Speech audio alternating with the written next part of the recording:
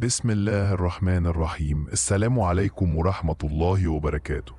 أنا اسمي كريم حسام، شاب عادي جدا، بشتغل في شركة صغيرة وبعيش لوحدي في شقة في عمارة قديمة في حي هادي في المعادي. كانت حياتي ماشية طبيعية لحد ما لاحظت حاجة غريبة في الدور اللي فوقي. الدور ده كان ساكن فيه واحد، لكن محدش في العمارة شافه من سنين. الناس دايما بتقول إنه راجل عجوز بيحب العزلة، لكن عمري ما شفته، ولا دخل ولا خرج. حتى وانا طالع او نازل مفيش حد ظهر لي.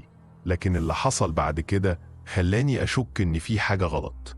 الليلة الاولى كنت راجع من الشغل تعبان، الساعة كانت حوالي 11 بالليل، وانا داخل العمارة سمعت صوت خطوات فوق، كأن في حد بيتمشى في شقته. لكن كان في حاجة غريبة، الصوت كان زي جر كراسي، مشي تقيل